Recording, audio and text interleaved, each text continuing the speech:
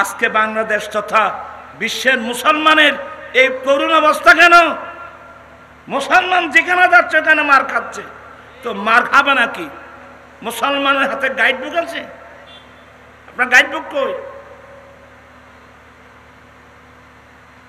যেই ছেলেদের হাতে গাইড বুক নেই এরা মিসগাইড হওয়াটাই স্বাভাবিক।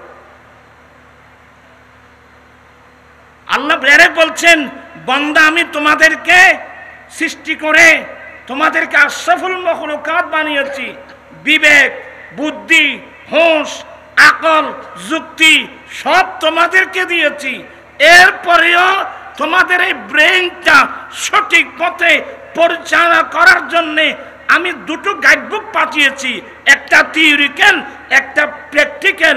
থিওরিক্যাল হলো 30 পারা কোরআন, আর প্র্যাকটিক্যাল হলো নবী মুহাম্মদুর রাসূলুল্লাহ সাল্লাল্লাহু আলাইহি ওয়াসাল্লাম। একটা গাইডবুক আমার হাতে আছে, তো মিসগাইড হওয়াটাই স্বাভাবিক। আমাদের হাতে আছে কি কি জানেন? আয় ওয়াজ গেলি ভাই তারা গাইব আর কাঁচা মদি ন দিও আয় রেখে মেজাজি মিক্কে মানুষ। আমাদের হাতে ওই কুরার ফার্ম করলে গরিবে আছে, মুরগি কিভাবে লালন পালন করবেন এটা নাই।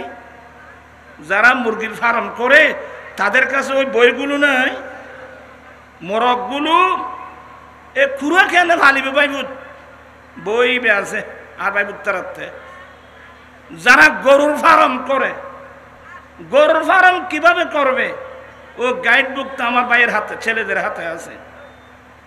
মৎস্য চাষ কিভাবে করবে, মাছের চাষ কিভাবে করবে, এক কথায় উচ্চ থেকে নিম্ন পর্যায়ের প্রত্যেকটা জিনিসের একটা নিয়ম নীতি আছে, সেবন বিধি আছে, ক্ষেত্রক আছে, গাইড বুক আছে।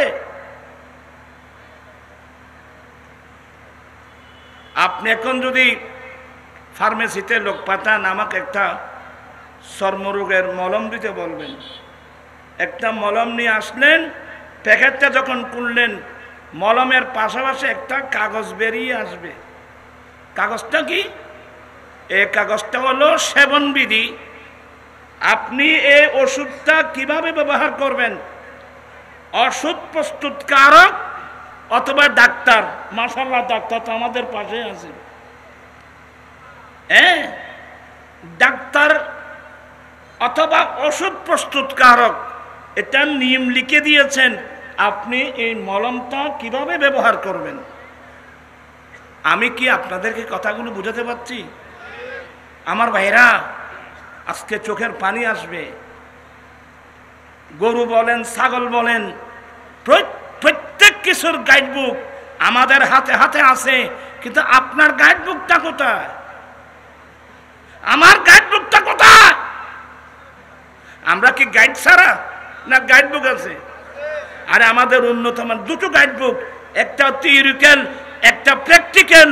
থিওরিক্যাল হলো 30 পারা কোরআন, আর তার প্র্যাকটিক্যাল নবী মুহাম্মদুর রাসূলুল্লাহ সাল্লাল্লাহু আলাইহি ওয়াসাল্লাম। আমরা কি এই গাইড নিয়ে চলি? এবার আর সিডেঙ্গে ভাষা কই বুঝে আর অবস্থা কি? আড়ল লাথি এসে না মাথে কা কেন বিশ্রী শব্দ কইতে মনে নখ গোসানা দে কই দিয়ে। আজকে আমাদের এই অবস্থা কেন? তো হবে না কেন? আমার গাইডবুক কই? আপনার গাইডবুক কই? মিসগাইড হওয়াটাই স্বাভাবিক। আমার রসুল কত একটা সুন্দর রাস্তা, কোন রাস্তা দিয়ে আমরা চললে আমরা জান্নাতে যেতে পারবো, সিরাতে মুস্তাকিম আমার নবী দেখাই দিলেন। আজকে আমার নবীর দেওয়ার রাস্তা বাদ দিয়ে আমরা ভিন্ন পথে চলাফেরা করতেছি। আজকে সমাজের মধ্যে দেখেন সুদ, এখন তো সুদ ঘরে ঘরে সুদ, মহিলারা পর্যন্ত সুদের মধ্যে টাকা লাগাচ্ছে। কথা বলছেন এখানে আমি? আচ্ছা, সুদ কি আমাদের জিনিস? চোখের পানি আসবে এগুলো বলতে গেলে। আমরা বড় নিমক হারাম উম্মত, আমরা বেওফা উম্মত। নবীর বাগানকে আমরা ধ্বংস করে দিয়েছি। হাজার হাজার সাহাবা ইকরাম রক্ত দিয়ে যে ইসলামের বাগান আমাদেরকে উপহার দিলেন, আমরা সেই বাগানকে ধ্বংস করে দিয়েছি। মুসলমানের ছেলে কিভাবে সুদ দেয়, মুসলমানের ছেলে কিভাবে সুদ নেয়, মুসলমানে কিভাবে সুদের পক্ষে কথা বলে। তো নেন, অসুবিধা নেই।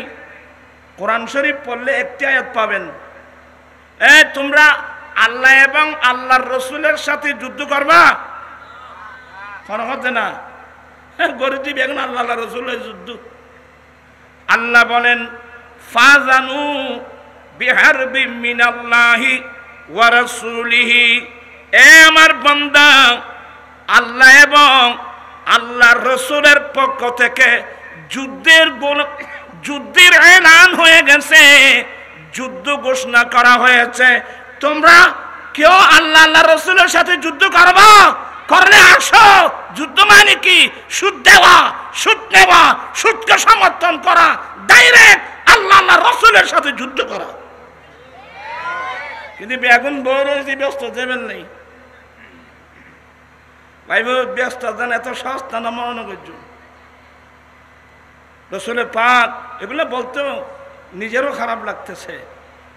আজকে আমাদের এই অবস্থা কেন হলো? আর কোনো কষ্ট নেই, আইলেও আয় কইম ভাইব, কারণ এর মিষ্টি কথা কইবার সুযোগ নাই। মিষ্টি খাবাইনি ডায়াবেটিস বাড়ে দেবে ভাইব, তিতে খাইবে তিতে। আমার নবী আসছেন, সারা পৃথিবী আনন্দিত। একটা জান্নাতি পরিবেশ। আপনার সবাই শিক্ষিত লোক, মনে কষ্ট নেবেন না। আমার নবী পৃথিবীর জমিনে এসে কি দেখলেন জানেন? দেখলেন যে সুদ। আমার নবী দুনিয়াতে এসে কি দেখলেন? সুদী সমাজ, সুদের সমাজ। আইয়ামে জাহিলিয়াত, জেহালতের যুগের মানুষ, বড় বড় পয়সাওয়ালা পুঁজিপতিরা গরিব মিসকিন কাঙ্গাল মানুষকে, অসহায় মানুষের কাছে এ সামান্য কিছু আছে, এগুলো পর্যন্ত আত্মসাৎ করার জন্য সুদ প্রথা চালু করেছিল। আপনার সবাই শিক্ষিত, কোরআন হাদিস রাখি দেন। আচ্ছা, মানবতা কাকে বলে? যার কাছে নাই তার থেকে নেওয়া, যার কাছে আছে তাকে দেওয়া, এটা মানবতা? ও মা, তারা তো বুঝে দে। আচ্ছা, সুদ মানে কি? সুদ মানে হলো যার থেকে নাই তার থেকে নেওয়া, যার কাছে আছে তাকে দেওয়া। এর চেয়ে মানবতা বিরোধী কাজ আর কি আছে আমাকে বলেন তো? আমার ভাইয়েরা, আমার দয়াল নবী আরাফাতের মাঠে দাঁড়িয়ে কি বলছিলেন? ইন্না রিবাল জাহিলিয়া, ইনাবাদ শুকুর ফানি আইব। আর নবীর সামনে কেন মুখ দেখাই মা, নিজের টান নেবেন। আল্লাহ চাহে তো আমাদেরকে মুসা আলাইহিস সালামের উম্মত বানাতে পারতেন, ঈসা আলাইহিস সালামের উম্মত বানাতে পারতেন, আদার অন্য যে কোন নবীর উম্মত বানাতে পারতেন। আল্লাহর স্পেশাল দয়া, আল্লাহ আমাদেরকে ইমামুল আম্বিয়ার উম্মত বানালেন। আমাদের উচিত ছিল না নবীর আদেশ নিষেধ মোতাবেক চলা? আজকে আমরা নবীর রাস্তা ছেড়ে ভিন্ন পথে যাওয়ার কারণে আজকে আর মারা যাবে এখনো পাইব। ওই আর মুরব্বী হলো হচ্ছে যে খজবা মুসরের বাপ যদি ট্যাংটা নিলি ওইখানে মাটি চারাই আছে না, মাটি সচ্ছাখানা বাসা আছে না? মশারির বাপ যদি ট্যাংটা নিলি, কি মশারির বাইরে যদি আপনি ফা টেনে বসেন তাহলে মশা আপনাকে কামড়াবে। মশারের ভিতর থাকলে মশা আপনাকে কামড়াতে পারবে না। এখানে মোরাদ বুঝছেন? এটার অর্থ হলো আল্লাহ আল্লাহ রসুলের দেওয়ার যে সীমানা আছে, এই সীমানার ভিতরে থাকলে কেউ আপনাকে আক্রমণ করতে পারবে না। রসুল পাক সবাই বলুন সাল্লাল্লাহু আলাইহি ওয়াসাল্লাম চাচতো ভাই আব্দুল্লাহ ইবনে আব্বাস রাদিয়াল্লাহু তাআলা আনহু, ইনি নবীর সাহাবায়ে কেরামদের মধ্যে যিনি তাফসীর ডিপার্টমেন্টের হেড, যার এলমের জন্য আমার নবী স্পেশাল দোয়া করেছিলেন, আল্লাহ তাকে কিতাবের এলম দান করো। উনি নবীর সাহাবায়ে কেরামদের মধ্যে কোরআনে পাকের তাফসীরের একেবারে রইস হেড।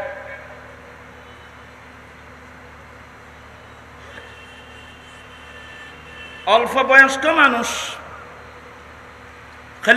খলিফাতুল মুসলিমিন হযরত সাইয়্যিদুনা ওমর ফারুক রাদিয়াল্লাহু তাআলা আনহু ও আব্দুল্লাহ ইবনে আব্বাস রাদিয়াল্লাহু তাআলা আনহুমা উনি আসলে ওনাকে বয়স্ক বুজুর্গ বদরের সাহাবা ইকরামদের সঙ্গে বসাতেন। সুবহানাল্লাহ। খলিফাতুল মুসলিমিন হযরত সাইয়্যিদনা ওমর ফারুক রাদিয়াল্লাহু তাআলা আনহু আব্দুল্লাহ ইবনে আব্বাস রাদিয়াল্লাহু তাআলা আনহুমা আসলে বুজুর্গ বদরের সাহাবা ইকরাম যারা বদরের মাঠে অংশগ্রহণ করেছিলেন, বদরের যুদ্ধে যারা অংশগ্রহণ করেছিলেন, যাদের শানে স্পেশাল কোরআনে পাকের আয়াত নাযিল হয়েছিল, ইফআলু মা শিতুম, এই বদরি সাহাবা তোমাদের যা ইচ্ছা তাই করো, তোমাদের সবকিছু মাফ। সুবহানাল্লাহ। এত বড় সম্মান।